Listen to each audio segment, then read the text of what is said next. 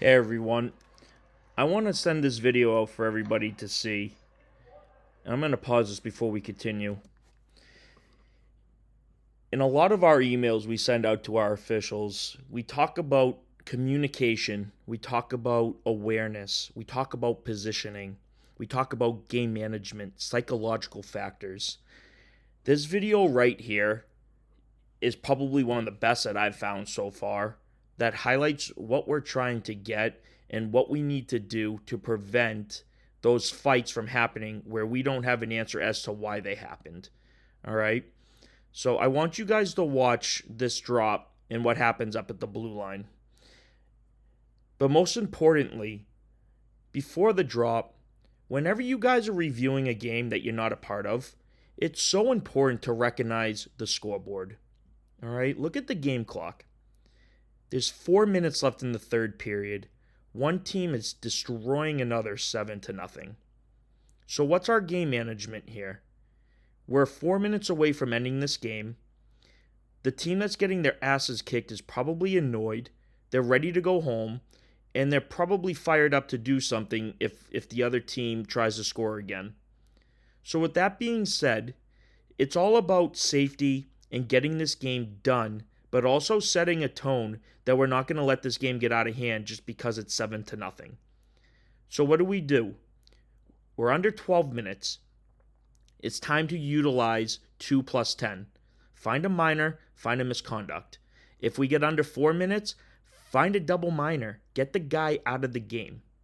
We got to start coming up with ways, game management by the rules, to get guys out of games so we can prevent things from happening. So let's watch the video. For the record, White's losing 7-0. Puck's lost. Puck goes up. Right there. Right there is where we allow something so stupid to happen. But now these two teams in an adult hockey, the referee doesn't call anything. Black, who just received the hit, is going to notice that the referees aren't calling anything. And now he's going to go and think, now it's up to me to get revenge. If we just call this penalty right here and put White in the box and then communicate with him and everybody on the ice that there is 4 minutes left in this game and no more bullshit's going to happen, otherwise you're going to get a 2-10 or a 5 in game, depending on what you do, you're going to calm down the temperature. Okay?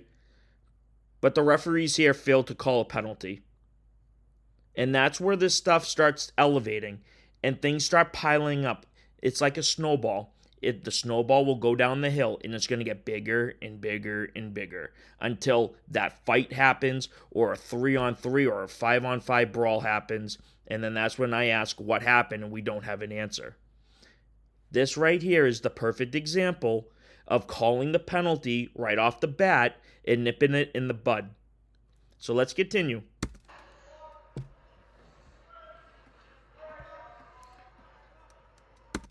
I'm going to stop right here because I also brought up positioning.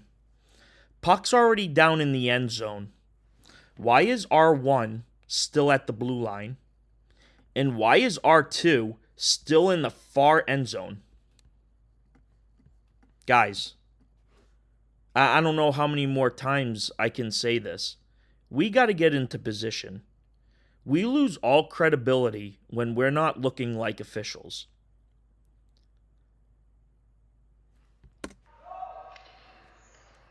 At this point, Black 17, who received the hit at the blue line, now has the puck in the corner. 9 White, who delivered the hit, is now entering here. Both referees, we need to have our head on a swivel and be aware where those two guys are now at all times. Because now Black White is ready to get 9 White. And clearly 9 White doesn't give a shit in this game anymore and is going to do something else. So if I'm on the ice, these are the two that I'm watching the most.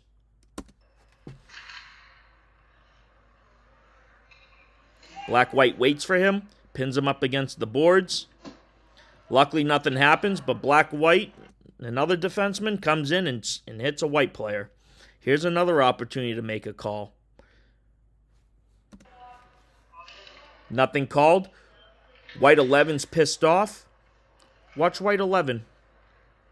Here he comes. Boom. Tries to hit the guy. Again, no call. These are the situations, guys, that we need to pay attention to and make some calls. Otherwise, your games are going to continue to get out of hand. We've now let 3 penalties go that could have stopped something from happening. You're not going to see it, but unfortunately, about a minute left in the game, players start fighting behind the penalty box, which you can't see. But if we make these calls and we set the tone and we get the guys out that aren't here to play hockey anymore, we prevent these things from happening. Guys, this is game management 101 right here.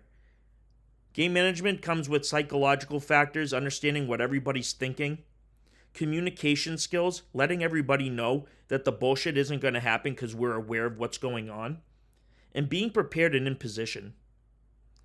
This is probably one of the best videos I have found so far that I think could really help everybody, and this is why I've shared it. If you have any questions, please reach out. I love this stuff. I'll talk to anybody who wants to learn more or have any questions about what they saw.